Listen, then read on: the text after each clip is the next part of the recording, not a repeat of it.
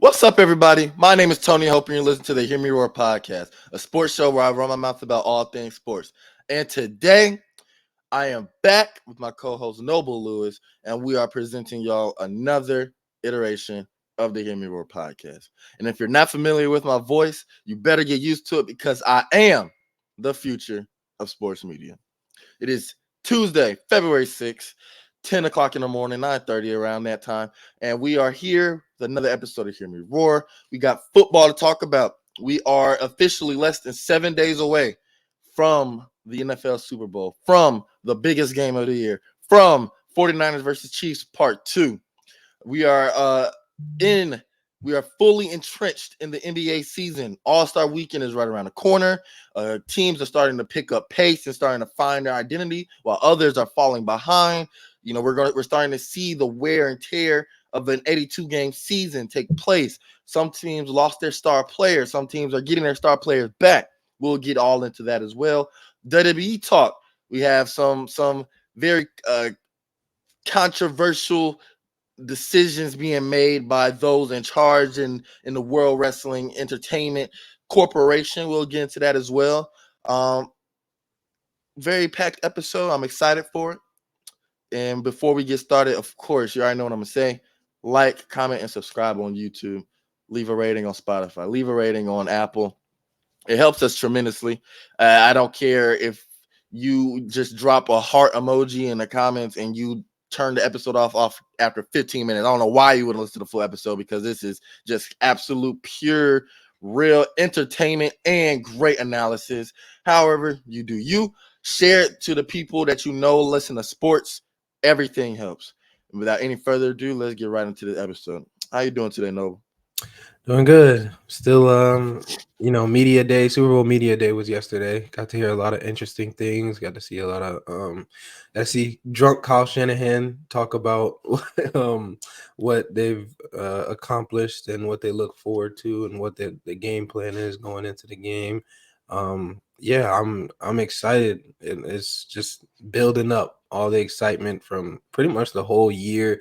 Really, to be honest, pretty much since 2020. I've been waiting on this since that whole last Super Bowl. So it's just excitement building up until Sunday.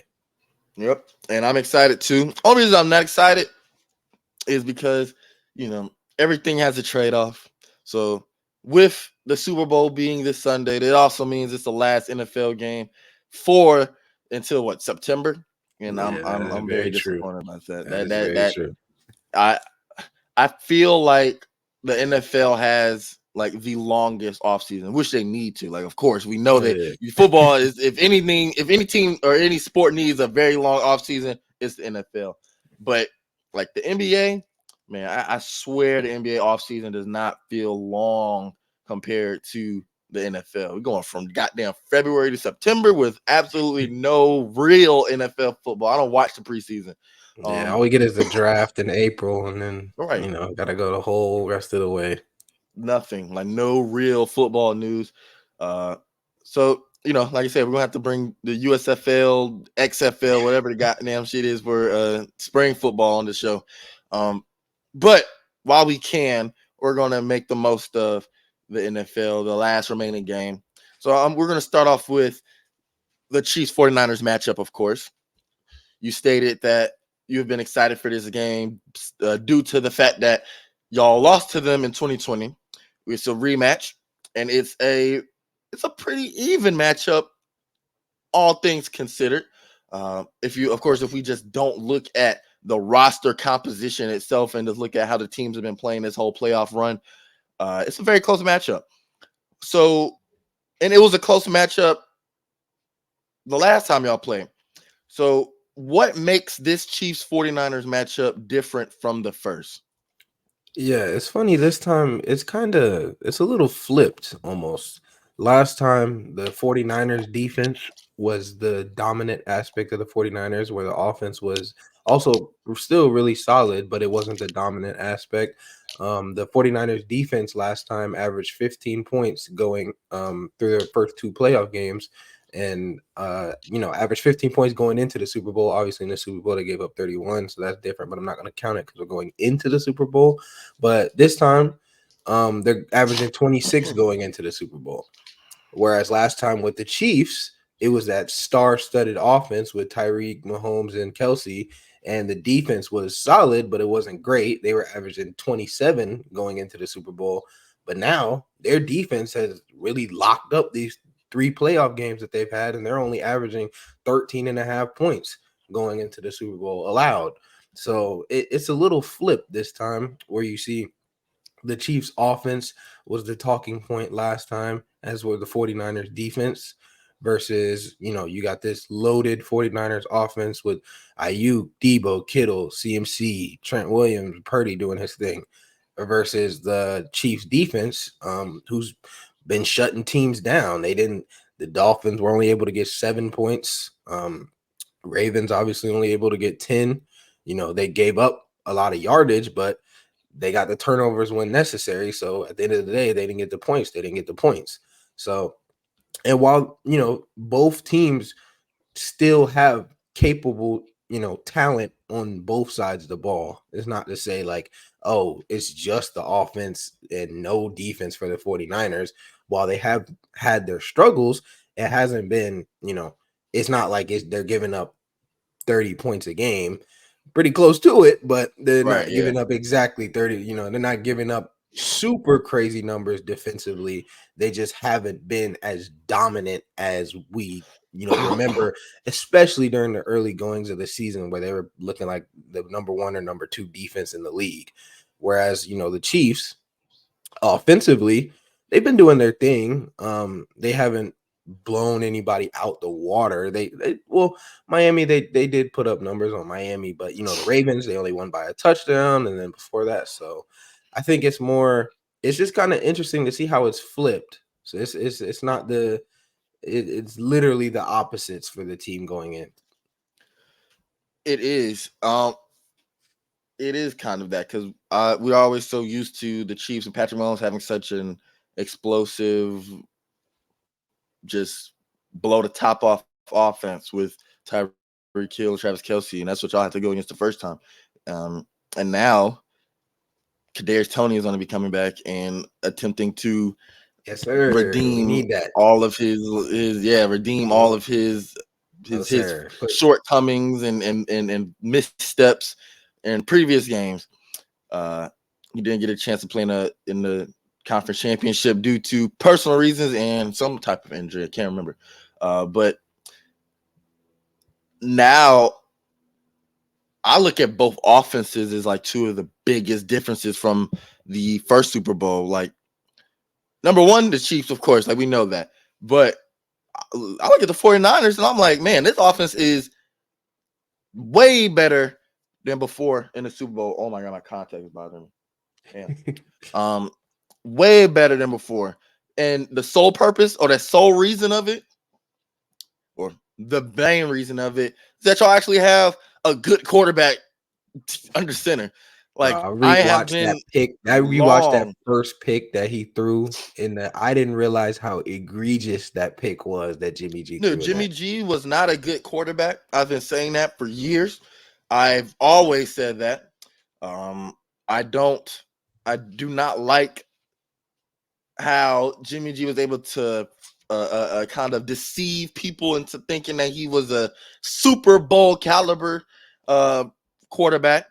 So now y'all have someone who I genuinely think is the future of y'all's franchise. You have a quarterback who I genuinely think is a top 10 quarterback in this league.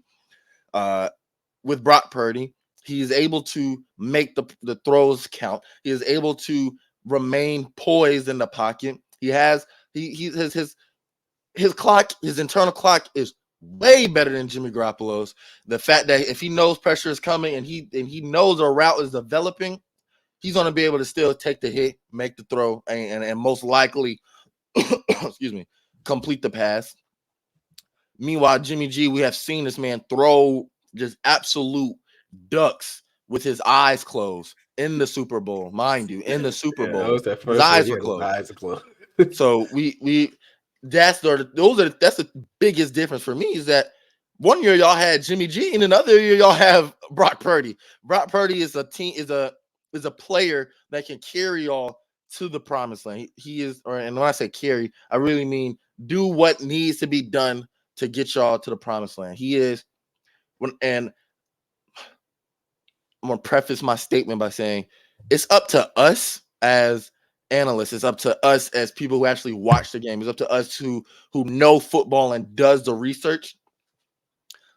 How about we change the meaning of a game manager? Let's let's stop making game manager a negative connotation and start looking at it as in, okay, look, Brock Purdy is the perfect game manager. When I say that, I mean as in he knows the playbook top down. Firstly, not too many quarterbacks or have the ability to know and execute the playbook top down, front to back, without issue. Brock Purdy is one of the few in the league that can do that, especially in this Kyle Shanahan system. Kyle Shanahan trusts him to. Someone that kind of reminds me of how Brock Purdy carries himself. Excuse me. It's just what I've heard about Troy Aikman. How Troy Aikman, he was able to he knew that when he knew how the defense was looking, and from there he knew exactly who the ball was going to be going to. He knew exactly who he was going to be targeting. We saw it in the Lions game. Brandon Ayuk was getting targeted off top 3, 4, 5 times in a row. Who against Cam Sutton? Look, Brock Purdy said, "All right, look, I'm going to abuse this matchup until I see that he can be stopped." That's when I say that he knows what routes Brandon Ayuk was going to be on and who was going to be covering, and he was going to make the balls count, which he did. I think that's going to carry over into the Super Bowl. It's going to be tough because the Chiefs defense is very, very, very stout. The free agents that they signed in the offseason have am I blurry, bro? Yeah, you're out of focus. I was gonna wait for you to stop. Hold on. Hold on. All right. But it's the free agent that they signed in the offseason with Charles Omenihu, Mike Edwards, Drew Tranquil, they have all made immediate impact on the field as well. Of course, you still got that just behemoth of a man, Chris Jones up front. You still have McDuffie in the backfield or in the secondary as well. So it's gonna be a tough game. It's gonna be a very tough game. There's gonna be a lot of good matchups. I think Chris McCaffrey as well. He is going to get the ball early and often in both the passing and the running game. I think that he should get involved in the passing game much more often as well. He's the best receiving back in the league by far. But I think that's the biggest difference for me is Jimmy G versus Brock Purdy. Who do you have more trust in to just complete basic throws? Who do you have more trust in to get you into a position to win? And the fact that y'all were winning with Jimmy G in the fourth quarter up until like the last 7 or so minutes of the game, that says something. So now with Brock Purdy at quarterback, I feel like y'all will be more comfortable in certain positions. Yeah, it just feels like the upgraded version of the 49ers offense in 2020 because you look at Kittle still there, but he's more experienced, a better version of himself. Debo's still there. He was a rookie the first time around, but so he's much better version, much more experienced. Emmanuel Sanders versus Brandon Ayuk. Ayuk, I would say, is a better version of Emmanuel Sanders, really. Same type of receiver almost. And Joe Staley turning into Trent Williams. Joe Staley was great, amazing, but Trent Williams is like the best left tackle in the league. Joe Staley was top 3. He was like top 3, top 4. But Trent Williams was that 1 or 2 years after he left the Redskins? Trent wasn't on us the first time around. Oh, okay. It was Staley, and he was that was his last year, but he was still like top 3 in the league. Mm-hmm. But that was his last year at left tackle. And so you look at Trent versus Joe Staley. Trent's a great, probably the best, you could argue, best offensive lineman in the NFL. So yeah, and then of course Brock Purdy versus Jimmy G. It just looks like this is a much better version of the same team. CMC versus Mostert, right? Like Yeah, I'm Every about to every say piece, every piece is almost the exact same, but there's a upgraded version in the same slot, and it's interesting to watch. Like you said, with the Chiefs defense, they've got heavy hitters over there. Specifically Chris Jones going against Jake Brindle or Jalen Feliciano. Um, uh, John Feliciano down the middle. That's one of the things that Trent isn't going to be on Chris Jones because Chris Jones is a D tackle and not a DN. right. So you expect Trent to dominate whatever his matchup is, but the worries come across that middle of the middle of the line.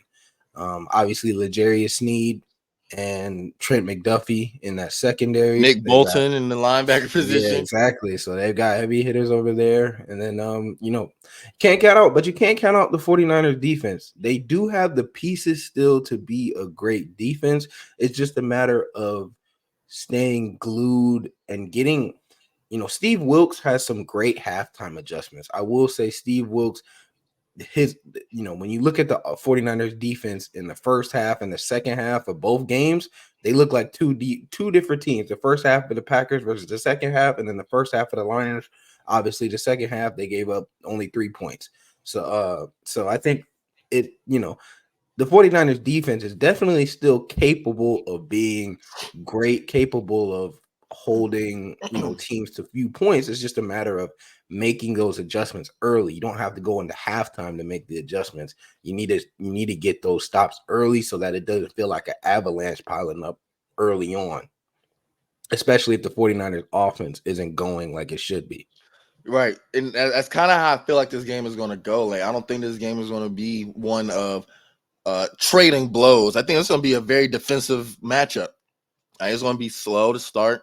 It's going to be whoever can kind of get an upper hand going to halftime. And then whichever coach, like you said, makes a better adjustment. I really think it's going to be like a 10-7 or a 7-3 game or something like that going into halftime. It's Chiefs offense, number one, don't let Kadarius Toney touch the field. Number two, just try to get Isaiah Pacheco running. Like, I think that is the y'all's biggest flaw offensively is the run defense. It's every team y'all played in the playoffs. The Packers, Aaron Jones ran it up. David Montgomery and Jahmyr Gibbs ran it up. Like, it was bad. So if I'm the Chiefs, I'm Andy Reid, I'm going just pounding the rock early and often. And establishing, like you did against the Ravens, establishing Patrick Mahomes versus Travis Kelce immediately. Like, make them stop you, essentially. Make them stop you from completing these passes. You did it against the best defense in the league, 11 for 11 with Patrick Mahomes in the first quarter. Travis Kelce completed 10 for 10 or 11 or 11 catches and targets in that first half. Get the ball to your best start early, and try to just be very aggressive out the gate. Don't, because we've seen it where the 49ers can slip in the first half. They can falter. They can just stick around just long enough to go into halftime. But if the Chiefs have the opportunity to put the game in a place that's out of reach, like the Lions had when they went for that field goal instead of going for it on fourth and making it 28-7. I think the Chiefs should definitely have that on their mindset early. Go for the kill as soon as possible. And for the 49ers, hey, and then this leads to my next question, really. I think all the pressure in the world is on the 49ers to win this game. It really is.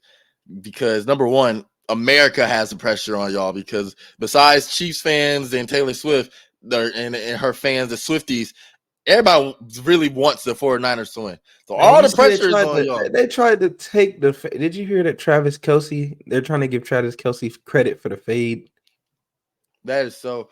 They said, I think it was New York Times. They went into it and they said this, barbershops all over America are now taking, the Travis Kelce fade has become one of the most popular.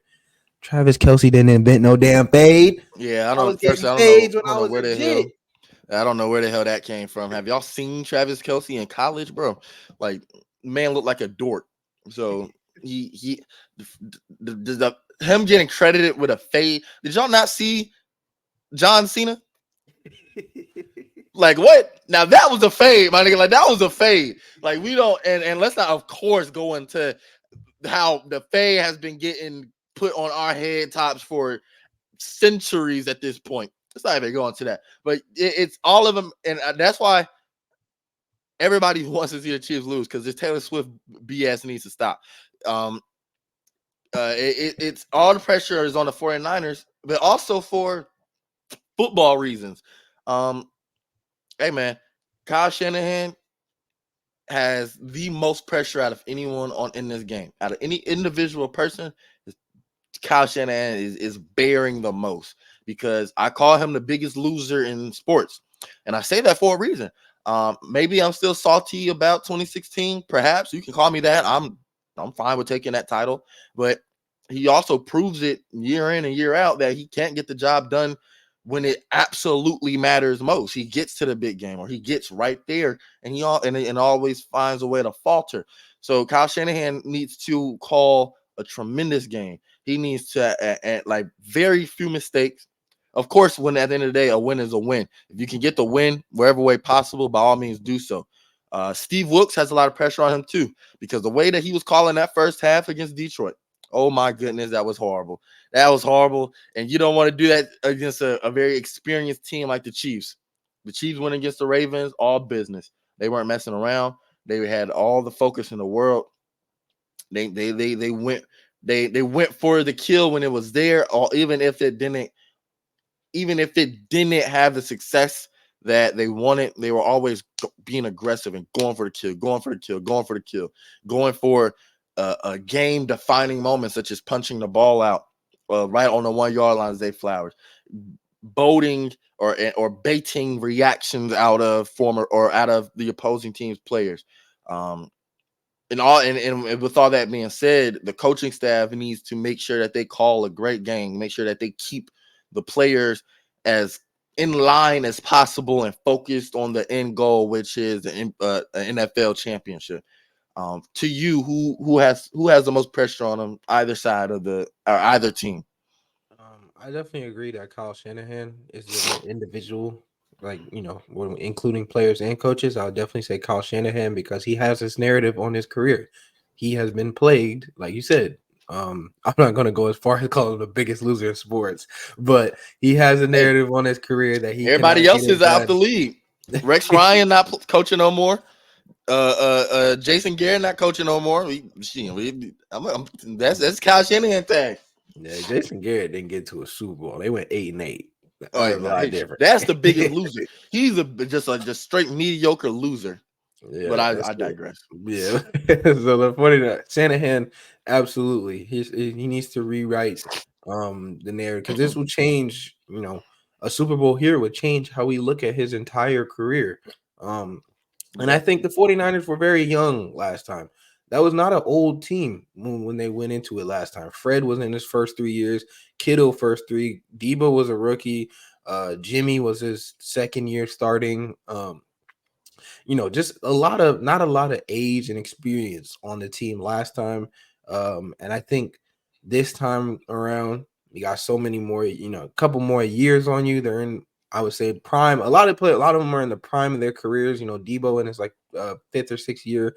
Um, uh Ayuk has a couple years on him. Kittle is in his seventh year. Fred is in his sixth or seventh year. So a lot more experience this time around. And I think individual or as a collective, a lot of those players that were on that first team that lost in the Super Bowl, I believe they probably feel the pressure like we're here again. It's not easy to get to this point again, or it's extremely hard to get to this point again. Very We hard. have to take chance, we have to take this opportunity now. So I expect players like Fred Warner, players like Kittle, Debo, all the players, Eric Armstead that were on the first run, I expect them to be, have a chip on their shoulder this time because, you're back in the spot. You're back in the spot that you such so and so collapsed on last time. So it's time to really lock it down this time.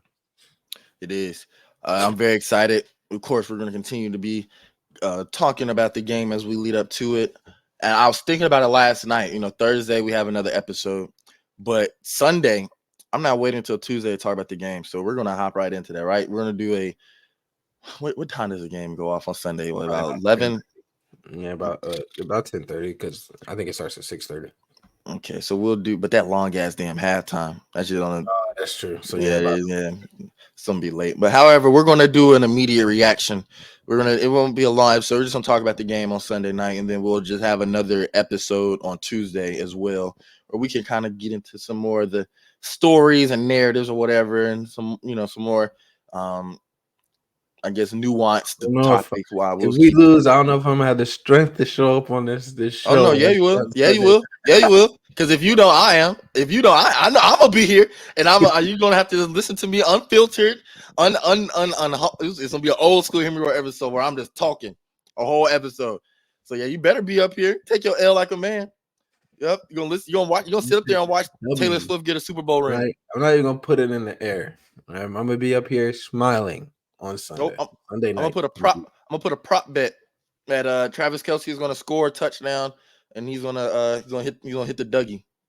Hit the Dougie looking up at the press box. What are the odds on that one? I don't know, but I'm gonna put some money on it. I'm gonna put some money on that. WWE. Will Cody Rhodes finish his story? For those who don't keep up with the WWE, or for those who are still trying to get back into it, maybe you were a previous viewer, and honestly, if you are trying to get back into it, it's probably the best time to. Very great product on the screen.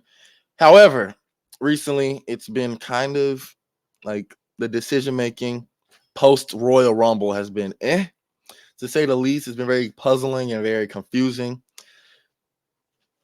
Pretty much, Cody Rhodes wins the Royal Rumble, first back-to-back champion in about 26 years. Last time it happened was Stone Cold Steve Austin in 2001. So pretty much it's a very monumental thing. So we post Royal Rumble, we see Cody Rhodes pointing up at the press box that Roman Reigns is sitting in. Roman Reigns just retained his WWE Universal Championship, unified WWE Universal title in a fatal four-way match against LA Knight, Randy Orton, and AJ Styles. He's sitting up in the press box. Cody Rhodes is sitting up there pointing at him. The previous WrestleMania, or the previous year, Cody Rhodes won the Royal Rumble, challenged Roman Reigns at WrestleMania in order to win the one belt that his father never did, which was the WWE Championship. And now, fast forward to this year, and it seems like Cody Rhodes is not going to finish his story. Last week on SmackDown, Cody Rhodes came out and essentially conceded his WrestleMania matchup with The Rock with Roman Reigns to The Rock, who recently has came back and is looking to face off against Roman Reigns at WrestleMania. It was being teased for a while, but now it's pretty much being shoved in our face that, yeah, this is the matchup that the WWE wants. And I don't know if it's so much so the WWE creative itself, or if it's TKO, which is the management firm, the ownership firm that owns both the UFC and WWE. I'm not sure which one it is that has the kind of the control over. I'm gonna assume it's TKO, because at the end of the day, these are the people, these are the stakeholders, these are the people that are the absolute in charge, even over Triple H at who is head of league control, or head of creative control. But it really is. I have a problem with it because Cody Rhodes, we all like, it's either him challenging Roman Reigns or him challenging Seth Rollins, who is the world heavyweight champion. And Cody Rhodes already beat Seth Rollins like 4 times on pay-per-view. Are you good, bro? Man, I'm sneezing over here. And you're all home. Like what you doing? I gotta clean up some dust in here, man. I'm sneezing Horrible. though. I'm good though. You can keep going. Okay. All right.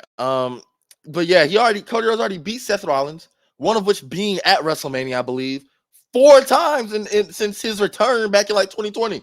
So I don't want to see Cody Rhodes versus Seth Rollins. That's pointless. And also, Cody Rhodes kind of conceding, shaking hands with The Rock, and giving up that spot to face Roman Reigns at WrestleMania and in the main event, it makes the Royal Rumble look pointless. It makes it look pointless.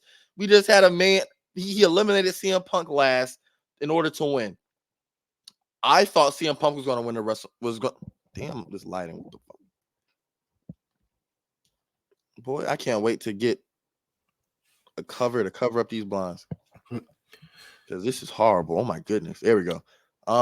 Yeah, so I thought CM Punk was gonna win it, and he was gonna go on to face Seth Rollins because there was a storyline there. But I think they had to improvise the finish. Or maybe no, Kevin was gonna win regardless, but a pulled tricep definitely put a lot of other plans at halt as well, especially so I don't like The Rock coming back and facing Roman Reigns at WrestleMania. It makes the top babyface in WWE, who is Cody Rhodes, look like a pushover. The fans don't like it as well. It was a video of the announcement on WWE's YouTube channel about The Rock versus Roman Reigns and their face-off. It received over 500,000 dislikes with only about 100,000 likes as of yesterday, making it the most disliked video in WWE's YouTube history. Yeah, and it was like 250,000 in the first 24 hours. Like it's because I mean, like let's be real, it's Roman Reigns, who's a part-time wrestler, part-time champion, versus The Rock, who is an even bigger part-timer. So it's like, who wants to, like, realistically, who wants to see this? We want to, except for very casual fans, we want to see Cody Rhodes finish his story. This is the epitome of long-term booking. This is the most long-term. It's not even just spans for last year. This goes beyond this. This goes beyond the years. And just for it to be kind of shoved out of the way for The Rock to come back and face Roman Reigns and kind of throw the whole the storyline of family in the mix and I don't know, bro. You've heard a lot. It's very disappointing to see. I've heard a lot of stuff. There's a lot of different things going around. The Rock recently, about a week and a half ago, 2 weeks ago, became a board of directors member for TKO. So he and what his word is probably holds more, or not probably, definitely even holds more weight than Triple H in the creative department at WWE. So, you don't know. There's just so much information going around. I've heard a lot of insider talk that The Rock placed himself, like I said, he's a board of directors member at TKO, the shareholders, the people that are at the top of the, of the decision making. So there's that. I've heard talks that they're using this to make Cody Rhodes an even bigger babyface, like 2014 Daniel Bryan, and how that was treated with him and Batista. So I've heard a lot of talks, but from what we're seeing right now, like you said, it looks like it's going to be The Rock versus it looks like it's going to be The Rock versus Roman, and if it does turn out that way, it's very disappointing.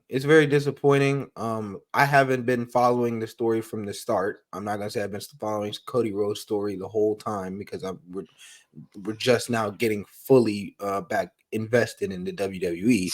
But to see all, like you said, long term, to see all of this play out just for at the end to fizzle to go what seemed a completely different route, it feels like what was it for then? What was the Royal Rumble for? What was last WrestleMania for? What was the Royal Rumble before that for? What was all those versus Seth Rollins? Like, it just feels like it's a waste of, like, imagine the whole NFL season and you get to the Super Bowl and a team forfeits, right? Like that's what it feels like. Like, it doesn't.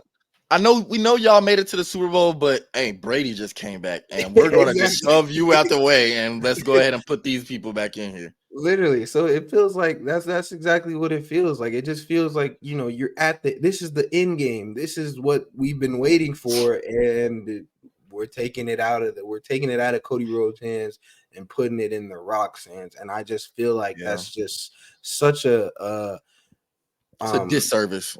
yeah, it just feels like, a waste. It just feels a straight up waste of all the momentum that Cody has gained. And like you said, what was everything for if this was going to be the end result? Right, because the Royal Rumble is one of the WWE's big 4 pay-per-views. Is Royal Rumble, SummerSlam, Survivor Series, WrestleMania. These are the pay-per-views that the biggest of matchups happen. These are where storylines come to an end, or this is where storylines continue to build up even greater. These are the pay-per-views that have been around since, bro, like forever. Literally, like, these are pay-per-views that will always be here, no matter everything else in the middle changes. Like B show pay-per-views. So, god damn lighting, bro. Damn sunlight. So yeah, it's like, why don't have your Royal Rumble match, which is something that everybody is excited for, boil down to, okay, we see that he won, but he's still not gonna. And the WrestleMania is a day 1 and day 2 show now, so there's technically 2 main events. But where it's like now, Cody Rhodes is not main eventing the one championship that this man really wants. And shout out to Cody Rhodes for being a professional about it, and not, Absolutely. you know what I'm saying, because a lot of people wouldn't. Might have pulled a Uh, Bret Hart, yeah, a brought lot of out people wouldn't. You know, WCW on the right? So AEW in the middle of the right, so a lot of people wouldn't do that, and they would, or they'll just be upset about it. And they'll kind of wear it. Cody Rhodes is a very great professional and didn't do so. Um, you brought up Daniel Bryan in 2014. I that was the fan reaction that this decision has garnered is very reminiscent of it. We're talking about The Rock, someone who doesn't even lose or get beat up too badly in his own movies. Like, it's in his contract not to do so. And he was being booed when he was on the Titantron, when he was shown on the Titantron at a house show. We're hearing Rocky sucks chants when they Rocky sucks chants started between a segment between Seth Rollins and Cody Rhodes last on Monday Night Raw. So this is, as much as it's annoying to us, this is all like public perception for The Rock and for TKO and the WWE. Forbes wrote an article about it. Like, this isn't just a bubble thing where it's like only Twitter people are getting mad, only WWE fans are getting mad. They'll get over it. No, I'm talking about main media is also getting into it because they understand how, like, backwards it sounds. Especially with The Rock, someone of his caliber in Hollywood, like, whoa, The Rock getting booed, Rocky sucks chance. Bro, we're talking about the biggest name in Hollywood. We're talking about the biggest name in entertainment, and he's getting booed at house shows and on Monday Night Raw and what? So it's definitely public we want perception as Cody well. trending. Right, yeah, it's like this is a big thing. Like, even WWE superstars like Ricochet and Logan Paul were saying the same thing on Twitter or on X. God damn it! But it's a it's very reminiscent of 2014, the Yes Movement, because of course the storyline was Daniel Bryan versus the Authority, and he was a B plus player. He wasn't good enough for the main titles, the unified WWE World Heavyweight Championship. Because of course, when he didn't win the Royal Rumble in 2014, in fact, he didn't even participate in the Royal Rumble. And when Blue Tista, because of that horrible ass ring attire, came and he won, the writing was on the wall. We already knew what was happening. They were going to try to angle kind of an evolution blow off match between Batista and Randy Orton, maybe with Triple H being involved in there somewhere. But fan reaction was so vitriolic. It was so strong and against that they had to completely rope Daniel Bryan in there, bro. And I think part of I think, God damn it, bro. now TKO and WWE, they have a chance to really right the ship. Oh, I Like think they're going to. I think this gives them a bigger opportunity to make things right. I don't know if this was planned. This might have been planned. They might have wanted to, gauge the reaction in this. If it's, oh, The Rock is having a lot of support, we're gonna do The Rock anyway. Or if it's, oh, The Rock is negative, we're gonna flip it back to Cody now that we've gotten on. Because even though it's a lot of negative press, if they flip it back to Cody, all of that negative attention will turn into positive attention. So they built up attention for it. So now I'm gonna be paying. I might not be paying money, but I'm gonna be paying attention to WrestleMania because I'm gonna see if they're gonna right the ship. I think that two things. I think that the plan was always going to be. I think the plan always was going to be Rock versus Roman Reigns. They just didn't know that it was going to be met with such hate or such like dislike. I really think they were going to do Rock versus Roman Reigns. Period. Which, like I said, just kind of baffles me with the whole Cody Rhodes thing. And two, I think that with how they've been getting a reaction the way that they have been, they're gonna find a way to get Cody Rhodes in there one way or another. And this makes me think about another situation. Another situation that reminded me of was CM Punk in 2013. CM Punk was WWE champion. He held it for about the longest reigning champ in WWE history, I believe, before Roman Reigns. Yeah. I mean, he held it for like 400 and something so days, and dominance champ. He was able to retain, and he was a heel champ, so he was finding a way to get the belt out any means necessary, clean or dirty, doesn't matter. But then here comes the storyline with The Rock.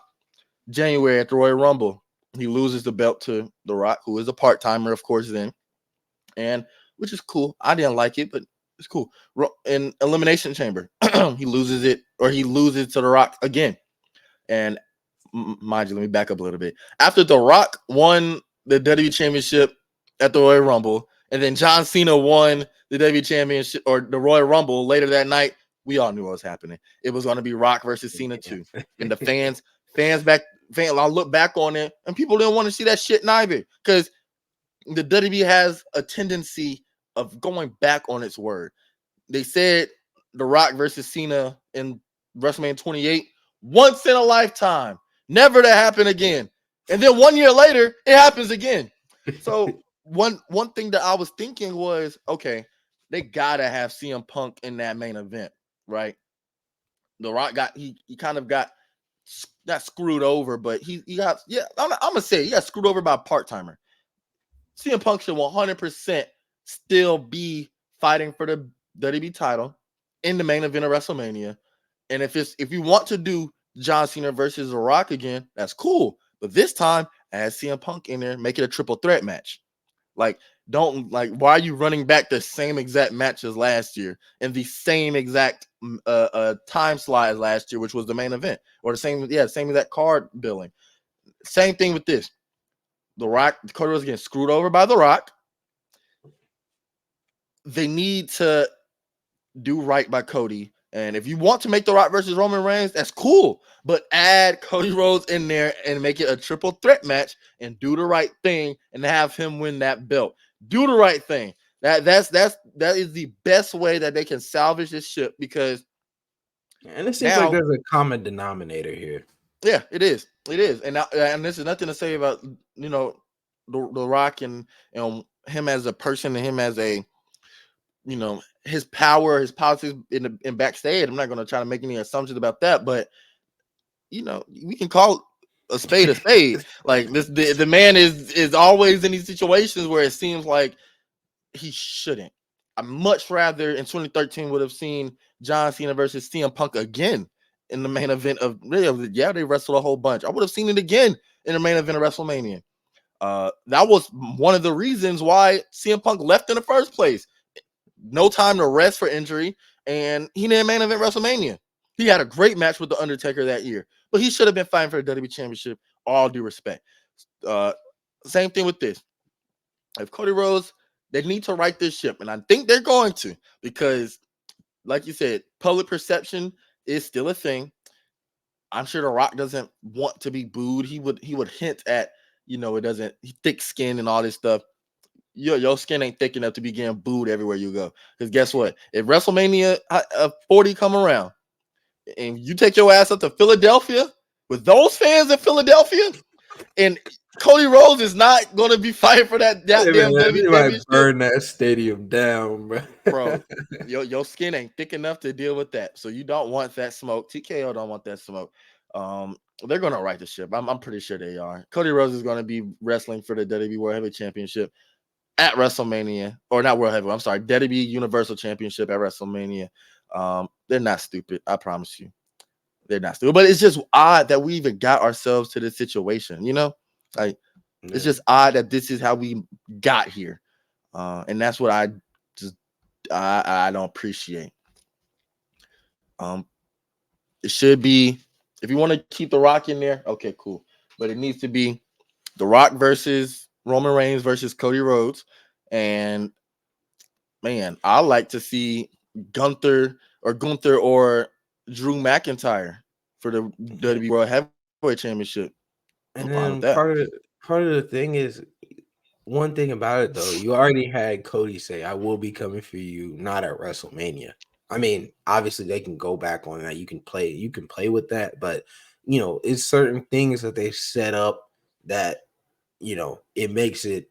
They're gonna have to pivot. They're gonna have to pivot because, like you said, it looked like it does almost seem like they were fully invested into Rock versus Roman, and they didn't expect this feedback at all. Definitely not as negative as it is. They probably expect some pushback, like, oh, just a couple fans here or there. But no, this is like the entire WWE world, plus or minus, or minus a couple Rock fans that want Cody in fighting for the belt. So it's gonna be interesting to see. It's gonna be interesting to see. It is. And we've seen in the past that WWE's not scared to completely scrap a storyline out of nowhere. We've seen it before. But they 100% go. They need to make a hard pivot. I don't even think the fans will care about the damn intricacies of the story. Like, whoa, like, how do you just turn back on them? They just want to see Cody Rhodes versus Roman Reigns in some shape or form at WrestleMania. I don't want to see it at Elimination Chamber this month. I don't want to see it. I don't want to wait till SummerSlam and all this other stuff. No, because another thing you kind of have to factor in too is that Roman Reigns is one of the longest reigning WWE champions in history. You got Bob, no, not Bob Backlund. We got Bruno Sammartino. I think Bob Backlund second, and then Hulk Hogan, and then Roman Reigns. Roman Reigns is still like 100 and some days off from Hulk Hogan. So you also got to factor that in too. Like, do they want to get the belt off of Roman Reigns now or wait till he surpasses Hulk Hogan? It's very interesting. Like, it's a lot of moving parts here. Because now you got The Rock back on. You got Hulk Hogan's record. You got The Rock being back in the WWE on TV. You got Cody Rhodes winning the Royal Rumble, but then saying he will be facing Roman Reigns, but not at WrestleMania. You got so many moving parts that now creative control has to be very smart and creative, hence the name, in finding a way to make everything congeal together. Like they kind of booked themselves into a hole. And like I said, I think TKO had a lot to do with it. I don't think Triple H would have wanted to go with it, but I think TKO had a pretty firm thing on like we want to see The Rock at WrestleMania. But it's gonna be interesting to see. We're gonna be here talking about WWE. It is now a staple of this show. So we're going to be here with all news, all updates surrounding the WWE. Now it's time for some NBA basketball. First off, before I proceed and we get into some games and into some storylines, I want to congratulate Ryan. I'm gonna say this name right. Ryan Archidi Akano. Ryan Archidi Akano.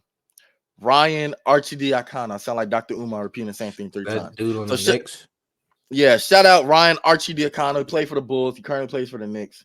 He is the first player in NBA history to play 20 consecutive games without scoring a single point. So I want to congratulate him. I didn't know what it was. I saw that the Brunson and Josh Hart like reposted it, but I didn't know what it was. Ryan Archidiakana is the first player in NBA history. We are watching history be made in front of our eyes. Who was 19? He played. Who played in 19 straight? 19. I genuinely don't know. Some who that is player. We're gonna have to goddamn get into that.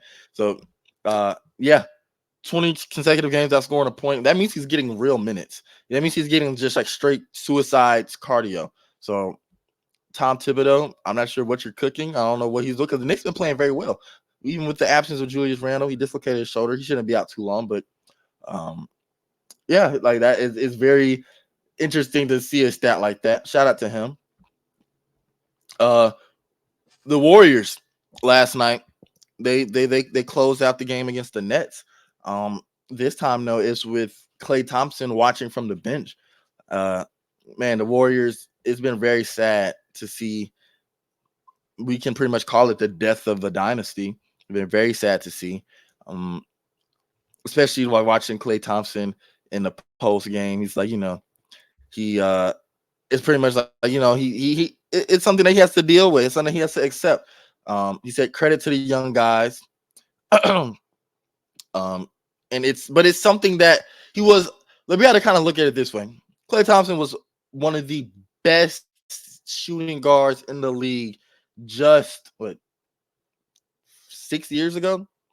We look at the longevity of some of these players, and we look at LeBron 6 years ago. And we look at LeBron now. He hasn't had much fall off. Not like if any fall off. So it's very sad to see the way his career has taken the trajectory downwards as far as just even his shooting ability, the way that he moves defensively. Y'all used to put Klay Thompson on Bron in the finals. Y'all used to put Klay Thompson on the opposing team's best guard. Like he was able to be not just an amazing two-way player. He used to be an elite shooter on the offensive end and go play some ball defense on the other. So watching his career take this downward trajectory is just kind of very sad to watch. Um, Draymond Green was in the background saying he got benched in Game 5 of the finals. Who effing cares? Uh, he's taking up for his teammate. I get it, but you always got to look at it from Klay Thompson's perspective. Like there was a time where Klay Thompson on the bench, that is foreign. And that is not happening. We're gonna put him out there just against the Lakers in that double overtime game. He was closing the game out. He hit one of the clutch shots that kept them in it. So uh, it's just kind of sad to see. I know you probably have something to say about it, considering that that's your team and his play does dictate it to a degree. I got a lot to say about it. Klay Thompson, it's been fun. It's been, you you had two injuries in back-to-back years that we've seen both of those injuries in careers, right? The ACL and then the Achilles. We've seen players not come back from that. You came back from both of those injuries in back-to-back years, and you played a crucial role in that 2021 championship. That was one that was, I would say probably their most, in my eyes, is their most impressive championship of the dynasty, because they didn't have, obviously they didn't have KD this time, and it wasn't like the first time where they were going against a depleted Cavs team that didn't have Kyrie. So for him able to come back from those two injuries and even look anything like still be an NBA player, not just an NBA player, but especially during that year, be a big part of that championship team. You're a legend for that. We're always gonna look at Klay. I don't think his career is not gonna be one that falls by the wayside. He's gonna be a talked about player for a long time. But and this was the same thing we talked about with coaches, at some point, legacy versus on the court play, there has to be if there's a disconnect, there has to be somewhere where the foot goes down. And I think we're reaching that point where Klay Thompson, where we know who you are, we know what you mean to this organization, but the on court play has not been sufficient enough to to derail our future. Kuminga has come out. He succeeded. He's succeeding the My Career event, right? He called out the coach. He lost a teammate grade for that in My Career, but he's been balling out, like straight up balling out. I don't think I've seen him score less than. I was just playing 2K14's My Career. I don't think I've seen him score less than 20 since he's started to get consistent minutes from Steve Kerr. He's been just cooking. He's been cooking. And so, him. You got TJD, you got Brandon Pods, you got Moses Moody, who's hurt right now.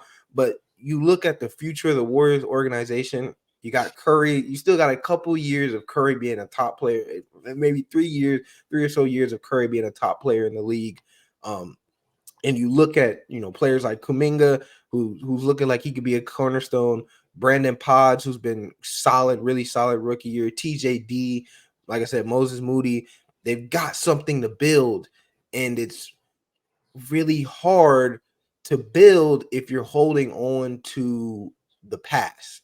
And Klay Thompson, I think, if he were to play his role better, if he were to not view himself, it's tough to say this. It's tough to say this, but if he were to not view himself as much of an elite defender and an elite, a shot creator that he was, I think he would still be able to have a role, but he still wants to shot create and he still wants to put up, 15 to 20 attempts a game. And it's like, you're not at that point in your career anymore, man. And I know it's tough to watch when you still got players like Curry who are still dominating, Braun still dominating, KD still KD who dominating. came off an injury Yeah, and doing exactly. so. Yeah. But look at like Russell Westbrook. He's settled into his role on the Clippers, and the Clippers are succeeding. He's not putting up 20 shots a game anymore. He's settled into his role. He's 6-man, might even mess around and win a 6-man of the year. But their Clippers are thriving off of that. And I think he just has to come to terms with the fact that he is not that guy anymore. He's still a solid player, and he can still get you a clutch bucket. But against the Hawks the other day, he shot 4 of 19. I know I was just about to get into that game. Yeah. I know his whole career, he's been a player that, he's a shooter. He's going to shoot the ball if it means getting him out of slump. But it's times like this where you're at the stage, in the stage of your career that you're at.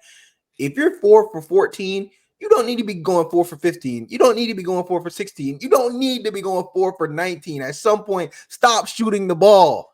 Like I said, in the past, I wouldn't be mad at it because you're Klay Thompson. You're probably going to come out the next night and drop 40.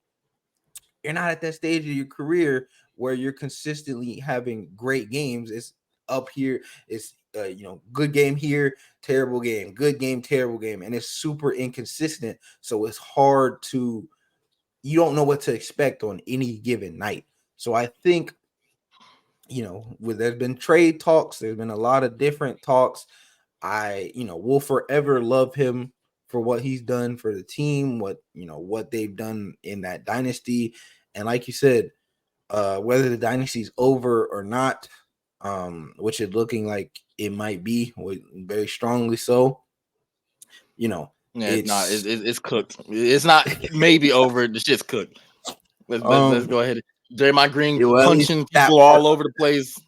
That part of the dynasty, we don't know. Pods and coming up and running back. But like I said, it's just it's about that time. And you had two injuries that we've seen in careers in all sports, and you were able to come back from that and be even a shell of yourself, and a lot more than just a shell of yourself.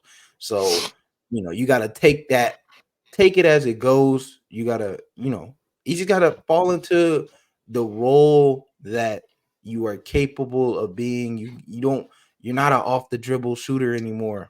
You need to go back to being an elite spot up shooter. And if those attempts go down, you might see the percentages go up and you might get your points that way.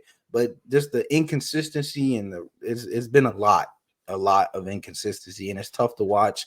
Like you said, I don't necessarily want him to be benched in the fourth quarter, but it's a necessity at this point because he's not producing. So I think he got benched for, or he didn't play the last like 7 so minutes of the game against the Nets. Guy Santos came in and Brandon Pods, and they won. Yeah, they both. Steve Kerr credited them with bringing the energy needed to get the game finished.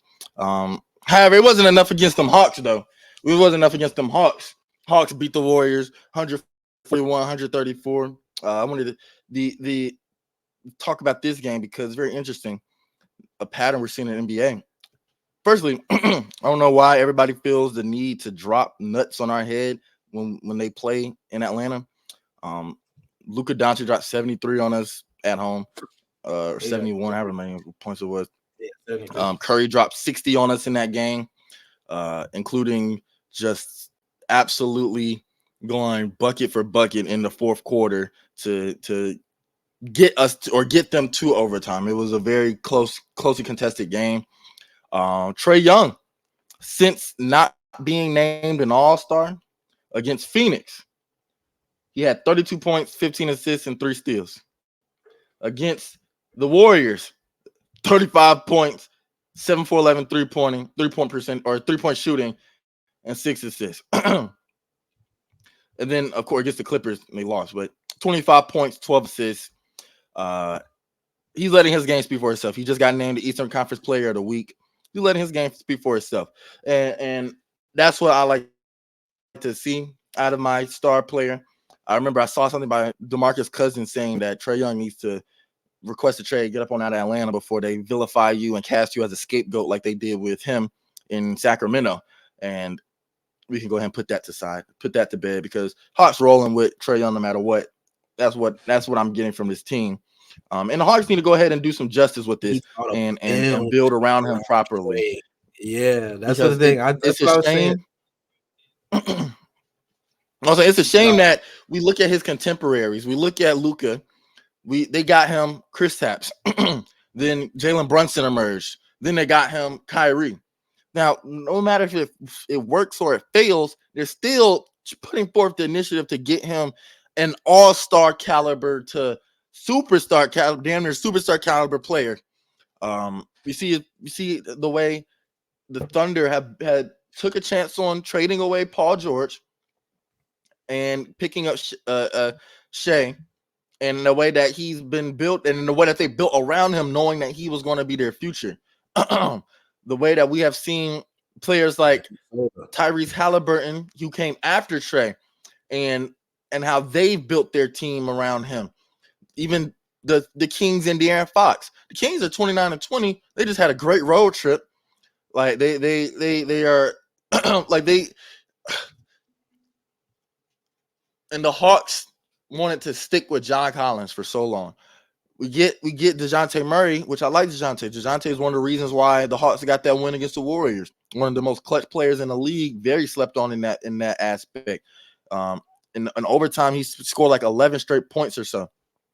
So we have pieces, right? We have pieces, but it's like we stagnate for too long. We stagnate when we like Jalen Johnson and Onyeka Okongwu. In my opinion, Trae, I would like to keep DJ, Onyeka, and Jalen Johnson. Those are the 4 players that I'm fine with keeping, not moving on. Everybody else, we need to go ahead and goddamn make a move. Like I think we kept Clint Capella for way too long. He needs to be shipped off because at this point now, I still see him miss layups around the rim. Against the Warriors, one of the reasons why we won the game was our rebounding presence. Like we were just the bigger bodies. The Warriors were playing so many games on the road. I think that was on a back-to-back. They played us after a back-to-back on the second night of a back-to-back, I believe. And you could see it in their conditioning. Over time, they had no gas left. None that Curry used all his energy to get them to overtime. And then from there, it was no gas left in the tank. We were the more physical team, yet the Warriors were still sticking around. Curry was the only person scoring the ball. We didn't, when Curry went on the bench and we still couldn't pull away. Like this just shows that we're not a very good team. Our record shows it. We weren't able to pull away during the non-Curry minutes in the third quarter. That's something that for years now, it's been touted. If you want to have a chance to win against the Warriors, you got to win the non-Curry minutes. You have to. We still got the job done. Great, of course, but I just look at this Hawks team and I'm like, bro, we really have to make some moves by the trade deadline. We cannot let this be another year of us trying to run. And I've said this since after our run in 2021. When we ran it back in 2022 with the same as that roster, we just completely cooked our trajectory as a team for years. We set ourselves back for a while. It's never too late to right the ship. Trade deadline is approaching, but the Hawks need to be very aggressive in that manner. We played a good game against the Clippers last night. Almost won, but it was firstly the Clippers are the hottest team in the league right now, and it was just James Harden cooking. Like Kawhi Leonard is looking absolutely tremendous. He's playing at a MVP level. He's not winning it, of course, but he's playing at an MVP level, playing the best that we've seen him play since arguably his Spurs days. The fact too that he's able to stay on the court makes this Clippers team even more dangerous. We stuck around with them for a while, so we played well against these top seeded these top Western Conference teams. We beat the Suns, we beat the Warriors. And as far as their star power, the Warriors one of the better matchups against us in that perspective. And we were hanging around with the Clippers. We're so far below 500, and it's kind of depressing. We're 22-28. I truly think that the Hawks need to make some very drastic moves. Bogey, got to ship your ass up on out of there. DeAndre Hunter, we can find somebody to get your ass up on out of here too. You got to go. Clint Capella, got to get your ass up on out of here too. There's definitely teams that will require your services. We just saw Victor Oladipo get traded to the Grizzlies for Steven Adams. Steven Adams is going to be playing on the Rockets now next year. And I think that's a great pickup. He's going to be playing behind, or he's going to be another defensive presence to kind of help lessen the load on or to just kind of come in and help Alperen Sengun, who is a great player. We look at the Rockets. Look at how the Rockets playing. They're 23-26, but they've increased their level of play from last year. They have a better record than us, and they're one of the most losing teams last year. So it's I don't know, man. Our front office, you can tell when your team has a good front office versus a bad front office. And right now, the Hawks are really trending towards as far as getting talent to surround your young star. I better go get Wemby. Right. Yeah, I don't know, bro. We're gonna just deplete. We're gonna be just Trey and Wemby. That would be a fun pick and roll to watch. I would say that. It would. I saw somebody suggest that shit where Trey would go to the Spurs, and that's not happening. That's not happening. Not at all. But I mean, I feel like both of those that would be such a great connection.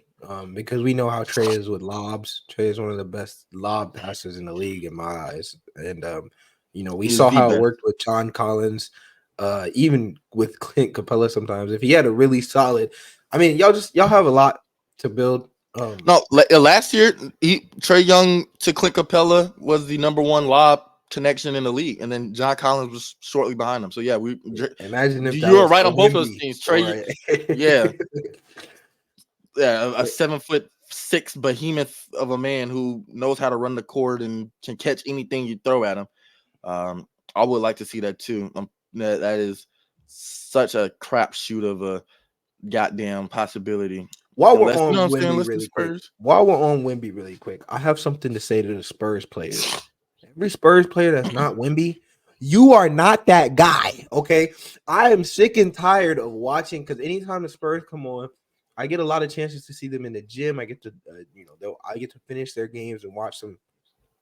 Every time I watch their games, I see Devin Vassell or Jeremy Sochan thinking that they are the guy, that they are the one, they're the franchise player. They're the one that this Spurs team was waiting on, and it's driving me insane. You are not the guy. Pass the ball to Wemby, bro. I forgot who they played the other day, but down the stretch, Devin Vassell takes a contested three when Wemby runs a pick and roll and is wide open in the middle of the court. He's wide open in the lane. All you have to do is pass the ball to him, and they would have went up. But no, you got Devin Vassell taking a contested three. this is not your career, bro. This is Wemby's my career in regards to the Spurs. I need them to lock in, and I don't know why Pop is even allowing some of this to go on, because when you watch the Spurs and you look at certain things like the possessions and the per 36 minutes of Wemby, his trajectory looks insane right now. Like I saw a graph. I forgot. I believe it's an advanced metric called Darko. It's a very very obscure metric, and most people probably don't even know about it. But it basically predicts the defensive trajectory of certain players. Wimby's was literally vertical. His defensive projection, like he looks like he is slated to be one of the best players in the league very quickly. But watching the Spurs, you see the possessions that they do, and specifically Jeremy Sochan and Devin Vassal's. Devin Vassal's good at getting involved certain times, but specifically Jeremy Sochan, where they just refuse to pass Wimby the ball when he's open and when he has mismatches. It is absolutely insane to watch. I hate it so much, and I don't know why Pop is allowing this. Hopefully, this is just something he's just rookie, letting him get settled in as a rookie, but. I needed to get that little I mini think rant out because I hate it. I can't stand watching it. I think it's more. Firstly, the Spurs suck. The Spurs suck. They're not a good team, and they're very, very, very young. And Devin Vassell, he just got a contract extension for the Spurs. They're all trying to find their way, and in this day and age in basketball, where it's kind of like, I mean, we saw it in 2003 with LeBron, like when he was playing with Ricky Davis and Darius Miles and Carlos Boozer and them. They didn't want to concede. They didn't want to concede any type of. They don't want to concede that what they got going on either to this rookie that just came in with all this hype. So I think it's one of those things where it's going to just they're going to settle in probably this offseason. They're going to go. The Spurs are going to find some vets. Spurs are going to find some more experienced players and cater more so towards Wemby's game. Like the Spurs suck, so they ain't playing for nothing anyways. But yeah, That's that true. is You got very guys is playing for very contracts out there. They're not playing for. yeah, not They're playing not for playing to anything. Like win. so I think that they're going to they'll tighten up as Wemby progresses, and especially in the offseason. I think the Spurs are going to definitely improve as a team. Maybe even by the trade deadline. Who knows? But yeah, we can stick in the Western Conference. Competitive Western Conference. The first top four teams are half a game back from the number one seed. Is being led right now by the Oklahoma City Thunder. No KD, no Russell Westbrook, no James Harden. Yet they're still the number one seed. And this Thunder team is a very, very, very, very good, firstly, fun team to watch. Firstly, very great team defensively, especially defensively. With the top four teams about half a game back from first, what team has looked to impress you the most in the Western Conference?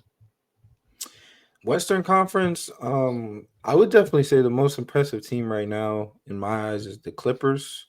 Um, they've been on a roll. They have been on a roll, 9-1 over their last 10. I don't know the exact numbers, but I'm sure they've been even greater. They've just finally gelled it together. We talked about this before, either the last week or the week before. They've just finally gelled it together, and they just look like a well-oiled machine. They're incredibly fun to watch. They can close out games multiple ways. We saw them do it against the Hawks with the James Harden going off late down the stretch in the 4-point play. I just think that it looks like we say this every year, and we're going to have to see what the health looks like going into the playoffs. But it looks like when they're healthy, they're one of the top contenders in the West for sure. I think them and the Timberwolves are really like the two teams that I really keeping my eyes on this week, because especially I think the Timberwolves, their regular season play is going to translate really well in the playoffs because they are such a defensive team.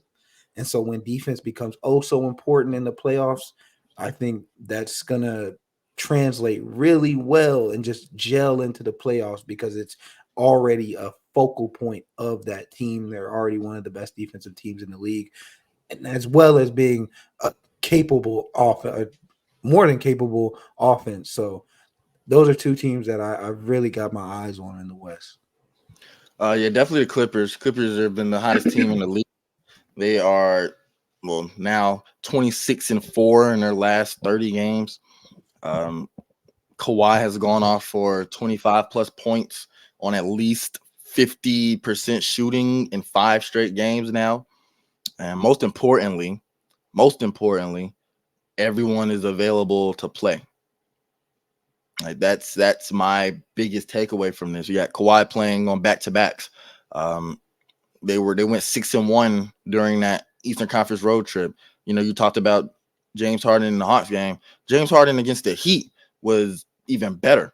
That was a ridiculous fourth quarter performance, and it was a scrappy start. It was a scrappy game start to finish, and the Clippers are putting it together and knowing like these fourth quarter runs is something that I'm continuously noticing from them, and they're so heartbreaking to watch. I watched it against the Heat, and I was like, oh, well, this is pretty entertaining. I ain't gonna lie, like this is a good game. And then when they did it against us, it's like, man, it's so backbreaking.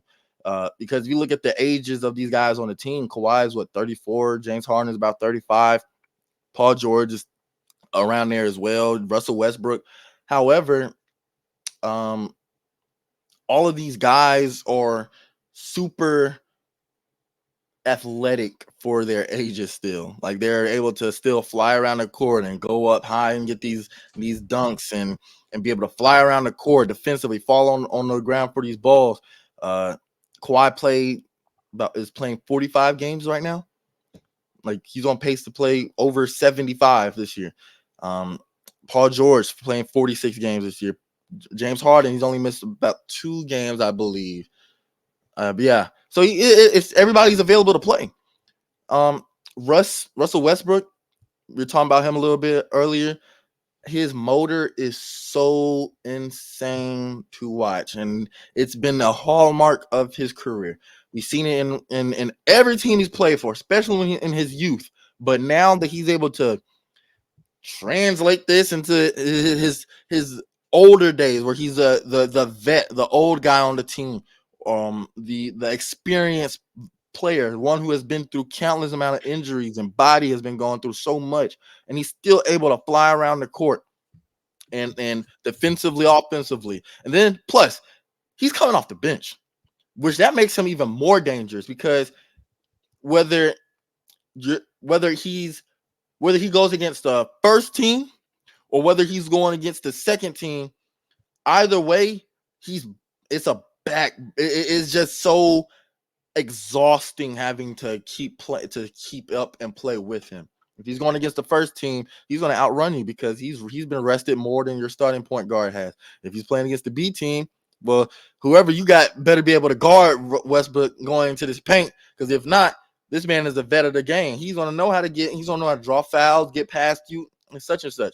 Norman Powell coming off the bench, instant offense, one of the best corner three-pointers in the league, or corner three-point shooters in the league. This is just a complete team effort by the Clippers. They are absolutely the hottest team in the league. Cavaliers are right behind them. However, I still have the Nuggets as my favorites to win the West. I'm sticking to them. Said it way before the beginning of the season. I'm still gonna roll with them. Denver Nuggets still my favorites to win the West. They're in that top 4. They're half a game back from first seed. It's just business as usual for the Nuggets. I am so big on continuity in sports and team sports. I said it with the Ravens. I said it with every NFL team, and I'm saying it with every NBA team. The Nuggets, NBA is definitely much easier though. yeah, the Nuggets have that continuity, and you can see it when they are playing on the court. When you have these players who have gelled together, and we have these players who have won an NBA title together, the starting lineup hasn't changed. So it's literally business as usual. Nothing has changed as far as the on-court production. Nikola Jokic is still playing at an MVP level, and he's playing so casually too. The pump fake that you should have seen the pump fake that he had on DeAndre Ayton. That was so nasty. He had that man just literally, boy, he was searching for the ball that was still in his Give him hands. a mouth, man. Bro, it was so bad. So Nikola Jokic plays the game so casually. He makes it look so easy. Jamal Murray, he's still that. He's still hasn't made an All-Star game. He is the bona fide, probably the best Robin to a Batman in the league right now, as far as fit and as far as he's going to produce when it matters most. Good team merchant, man. It's the funniest thing in the world, man. He struggles against the bad teams and he's amazing against the good teams. I don't know what Yep. it is. He's And a I'll good take that. team merchant. Oh yeah, no, you want a good that. team merchant, but he's literally a good team merchant. It's insane to watch. Hell yeah, I'll take that because man, when it comes in the playoffs, boy, you know he's finna drop 50. And in at least 3 games, you gotta win 12 to win an NBA title, and at least 3 of those games, he's going off for 45 plus. Easy. Yeah, and I So think I'm excited, bro. This Western Conference yeah. is looking super competitive. And I would agree. As my team to come out of the West in the playoffs, I would, I still have the Nuggets going to the finals because they're the reigning champs. It's for me, I need someone to show me that they can knock off the Nuggets before I count out the Nuggets. Like I need a team, unless there's a team that by far and away runs away with this back half of the season. I'm talking about, losing only like 2-3 games over the rest of the back half of the season. I still got the Nuggets because they're only half a game out of the top spot in the league. Like it's not like, they're the 4th seed, but it's not like they're 5 games behind. They're half a game behind. That's one that can change overnight. So they've still, like you said, same exact starting roster or starting 5 as last year. Continuity. They still got most of the pieces there. They lost Bruce Brown, but they still got most of those pieces. Somebody has to show me that they can knock off the Nuggets before I believe that they can be knocked off. It's got to be game 7, or it's got to be somebody has to be up against the Nuggets in the playoffs before I start counting them out. And even then, I'm gonna still hesitate to count them out. And they got some good matchups coming up. Playing the Lakers Thursday, Kings on Friday, Bucks on next Monday, and then the Kings again on Wednesday. So that's gonna be a interesting. Well, the Lakers are just so up and down, but the rest of those 2 teams and the Bucks haven't been playing very well recently as well. So it's gonna be interesting to see. Maybe one of those teams can try to stamp their presence in the league and be like, okay, yeah, we here. We just knocked off, especially the Kings. The Kings can beat the defending champs twice in about 3 days. Hey, Kings been playing very well too. De'Aaron Fox, boy, he definitely was an all-star snub. Sabonis had a triple-double in 20 minutes last night. Yeah, Sabonis also. Sabonis has been the Kings. The boys have been hooping over there. I won't hear shit about Sabonis until he reconciles what he did against the Warriors in the playoffs. That was so embarrassing. That was embarrassing. I ain't gonna lie. But besides the fact that he got stepped on or stomped on by Draymond, besides that point, Looney had him in tail. I ain't gonna lie. Looney, that was embarrassing. So he had a similar season last year. He made an All-Star game last year. He's doing better this year. A little bit. Well, I'm just saying, as far as like we know who Sabonis is. Like, of course, yeah, he's doing better this year, but we know who Sabonis is during the regular season. I want to see him in the playoffs, kind of reconcile how he finished the season last year against the Warriors, because that was nice. That was bad. He was in jail. Kevin Looney was out rebounded him like 20-5. Like it was really bad. Loon had the spirit of Bill Russell in his soul. Looks like that nigga too. Joel Embiid, he is going to undergo meniscus surgery. I think I just saw a notification said that he'll be reevaluated in about 4 weeks. But he's gonna be out for some time. Hopefully, he can come back by the end of the season. It's a pretty backbreaking injury. If you're a Joel Embiid, if you're a 76ers fan, he was on pace for Wilt Chamberlain's 1964-65 season with the 35 plus points, 10 plus rebounds, 5 plus assists, I think. Now he's not going to be able to win MVP. That's that surgery pretty much solidifies that there will not be another back-to-back MVP. It's been Giannis back-to-back, and Jokic back-to-back, and now we're gonna have a new one or a former one winning again. But more so, it sucks for Philly, for the Sixers, because they're 26-8 with Embiid. When he's not playing, they're 4-11. They just lost last night. We're gonna see how good Tyrese Maxey is as a number one now. We're gonna see, because now you're gonna be thrown in the fire. You're gonna be getting game planned against now for an extended period of time. So we're gonna see. We're gonna see how good Tyrese Maxey. We're gonna see if your ass deserves that All-Star, boy. We're gonna see, because you wanna take a real number one spot. Okay, we'll see how you is now. It's a little different. All-Star treatment. Yeah, I'm saying it's a little different when you don't have Embiid, one of the best offensive players in the league right next to you. I'm not gonna say a little different. It's a lot different when you don't have that next to you. Now the defense is, like you said, the game plan is gonna be you. Defense, they're out there looking for you. You are the one that they are going to be looking to stop, and it's a lot different when everybody has their eyes on you defensively. So last night against the Mavericks, he 15 points, 6 for 16 shooting. Everybody's entitled to a off night, I guess, but you're number one now. Go ahead, lock in. 50 the other night. He had 50 the other night, so I don't want to hear no other night. I don't want to hear no other night. No, like 2 nights ago against the Jazz. Okay, yeah, let's go ahead and let's put some stake into that against the Jazz. I want to see some wins, buddy. I want to see some wins against some good teams. Look, you played a good team in the Mavericks. And hey, I want to preface this: I'm not a Tyrese Maxey hater. I'm just an All-Star selector hater. Whoever voted him for All-Star. Okay, well, we're gonna see. If record matters so much, look at their record without Embiid. Let's see their record with Tyrese as the number one.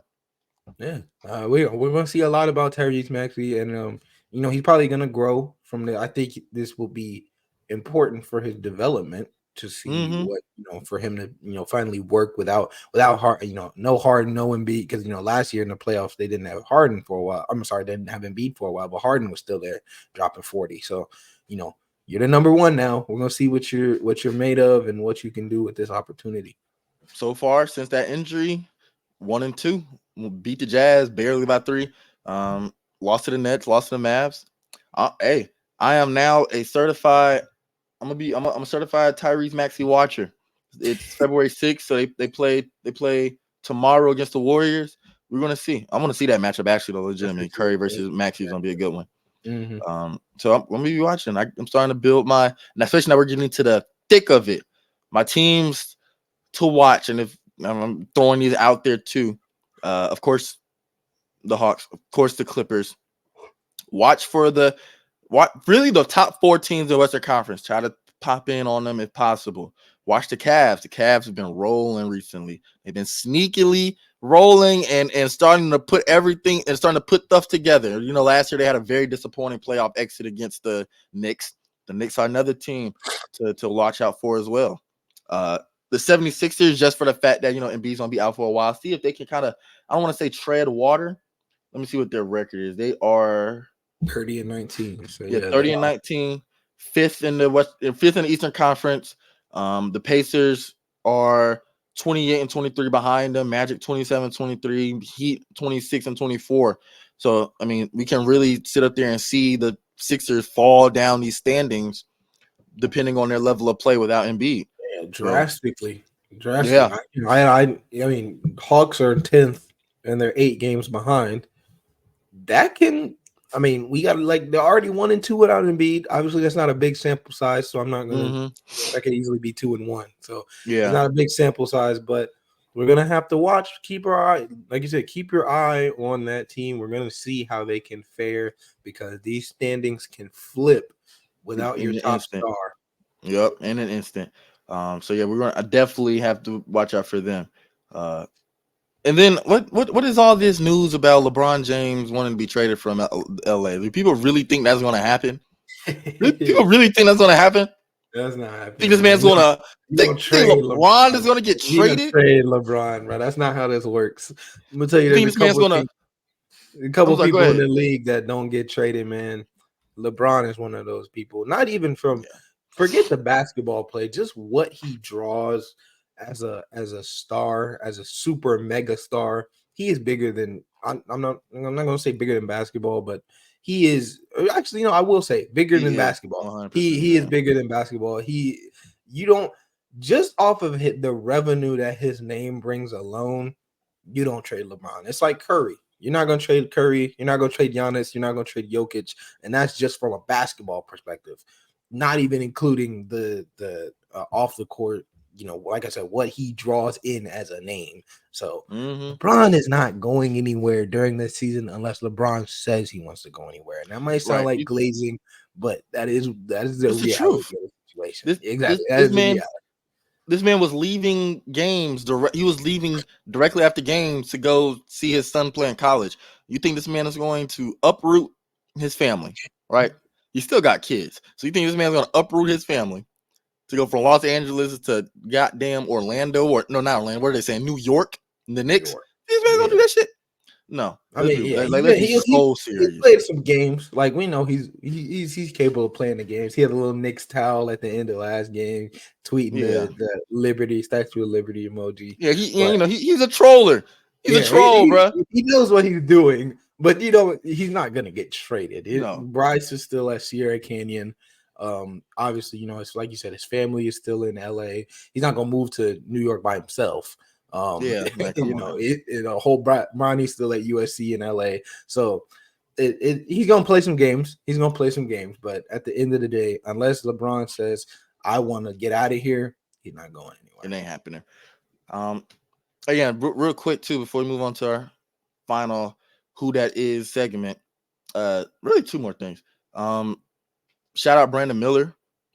He's been hooping like crazy. Yes, he was hooping. one of my, Wemby. Obviously, Wemby being the star of the draft, we all know Wemby was, the number one guy to watch. But Brandon Miller, number 2 overall pick, and I rightfully so. I had him over Scoot. A lot of people wanted Scoot, the Hornets, to pick up Scoot. I was saying no, stick with Brandon Miller. You already have a primary playmaker in LaMelo. So I do. Brandon Miller has been extremely fun to watch. I think if it was any other year than Wemby and Chet, he would be the guy in the top of the rookie of the year race. I say it just sucks that he was, you get the headlines when you're with players like Wemby. Of course, like everything else you do is going to be null and void. But yeah, that whole discussion with Scoot and he's in Brandon Charlotte. Miller is insane. Yeah, Not exactly I in a can't. big market. I really hope that LaMelo can stay healthy. I would love to see LaMelo and Brandon Miller play together some more. I really hope, but they lost to the Lakers. They're a losing team. Let's just be real. They suck. But 33 against the LeBron and the Lakers. LeBron gave him credit, gave him his props, praised him. 35 against the Pacers, 28 against the Thunder, 21 against the Bulls, 29 against the Knicks. That's a string of 5 games of 20 plus points, and these are real buckets too that he's getting. He looks like Paul George. He looks like, he said that's his inspiration. He said it on his podcast. That shit is so crazy to me, bro. Like it's crazy how we're just getting younger and younger with these inspos. Like, and I get it, and I love it too. Like I love to see that somebody is saying, like Paul, like you get to play against your inspiration. That's so hard to see, but like it's so crazy that you're getting younger. Eventually, we're gonna say, oh yeah, Luka was my inspiration. Who? This man just got drafted. What? Jokic was my inspiration. Like, Jokic, dude, you were like 4 years old when he got drafted, bro. Your ass was asleep when he got drafted. You could almost see that in Sengun. I don't know how much he's modeling after Jokic, but he has a similar play style, but I wouldn't say his inspiration coming into the league was Jokic. But it's crazy. It's crazy how we just get younger and younger with this stuff. And I love to see it though. I love to see how much the game has been progressing. Before we wrap up this episode, I just want to say I didn't watch the Pro Bowl. I don't watch that. That's too trivial and exhibitionist for me. But I really need the world to know. I'm looking right into the camera for this one. I need the rest of the world to know. Y'all not touching American flag football. Please be real with yourselves. Please be real. I know it's going to be in the Olympics in 2028 or so. Y'all not touching us. I really hope y'all getting y'all training in. I really hope that y'all are really, taking it seriously. Because if not, y'all can get like shat on really badly. Like y'all are not touching American flag football, and the fact that people really think so, I'm sorry. Call me a blind nationalist, call me a patriot, call me whatever you want. That's what it is. Y'all not touching America. Y'all now basketball, y'all been, you know what I'm saying? Y'all been ahead of the curve with that. But football, boy, y'all better sit y'all ass down somewhere. Ways to go for Yeah, y'all. y'all better sit y'all ass down somewhere. That first Patrick Mahomes to Justin Jefferson throw is gonna start a war. Like Yeah, it's gonna look nasty out there. This is gonna literally be like playing with Tyler. It's gonna be how I used to be in the men's Olympic basketball. It's like, which is cool. I just think it's gonna take the rest of the world just some time to catch up. I mean, I'm being funny with it, but it's gonna take the world some time to catch up because now we're talking about we're a nation that plays hard hitting football. Now we're taking the physicality out of it, and now this shit just easy. They're chilling. This is literally just this with pads on, bro. They chilling now. like you see when these basketball players go and play at rec centers during the summer and how easy they make it, bro. It's because it is easy to them because they put in the work to play against real physical basketball players. The same thing when it comes to this. You taking all the pads out of it. Especially quarterbacks, no line, no defensive line rushing against you. Are you serious? Like we might see you could bring the worst quarterback in the league and have no pass rush, and he will be elite. We're gonna see Jamarcus Russell come out of a retirement. Like Jamarcus Russell come out of retirement, sling that bitch around. Football is slowly becoming a international game. You know, Brazil has a game next year. They even got a game in Brazil next year. You know, Europe, they got a couple. You know, Germany's game's been in for a while. They got a game in England. Yeah, I say they definitely. Mexico game. You know, 49ers had the Mexico game for the last couple years.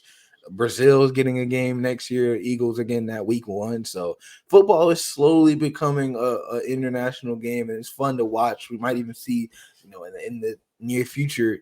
Well, I don't know how near, probably not that near, but in the future, we might start seeing international players in the NFL draft. Like it's gonna be fun to watch. Because it's for a while, it's been the NBA is the, you know, obviously soccer is top dog internationally, but for a while, basketball has been the sport on the rise internationally. But football is slowly, you know, people are getting more and more invested slowly internationally, and it's like I said, it's gonna be fun to watch. I mean, look, even Amon-Ra St. Brown said he's gonna consider playing for Germany rather than America. So I would personally like to see some more parity in the game. Like shit, okay, I'm fine with him going to Germany. Like that's like when you have to give. It's like you're playing 5-on-5. You gotta give the other team y'all can't have 2 of the best players on the same team. Y'all gotta give the other country one of them. But yeah, I really hope y'all y'all don't think y'all touching America in this. We true to this, not new to this. I'm sorry. We go. I need to put some sound effects of a bald eagle screaming eagle, V8 gunshots V8 and fireworks. Because that's how I'm feeling right now. Yeah, roaring in the back. Like, come on now. We new to this, not true to this. We true to this, not new to this. But we're gonna wrap the episode with some who that is. And since it's Super Bowl week, how about we do a player who do I want to say played in a Super Bowl or won in a Super Bowl? We'll do who won a Super Bowl. You just say played or won a Super Bowl. Okay. I'm gonna give one that won a Super Bowl. We'll do a player that won a Super Bowl. I know all of the Super Bowl winners until about 2000, about 99. So okay, yeah, it's gonna be good then to test. Get 2 guesses, of course. Nothing changes there.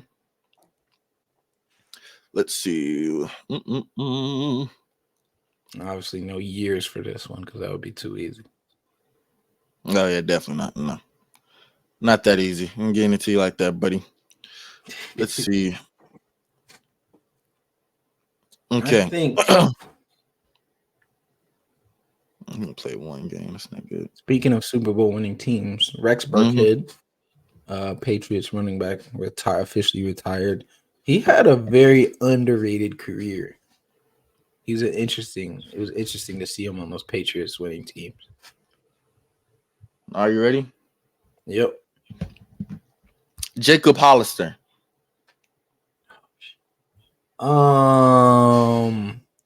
That kind of sounds familiar. But all right, Super Bowl winning teams. Let me see. I know it's not the Chiefs. Don't think it's the Rams. Oh, it might be Hollister. I know not Chiefs, not Rams. Chiefs, Bucks, or Bucks, Chiefs. Oh, Bucks. Let's see who was before that. Patriots, Eagles, not the Eagles for sure. Patriots, Falcon. Ew, no, y'all lost. Patriots, Giants. Let me go first. Guess is the Giants. Wrong.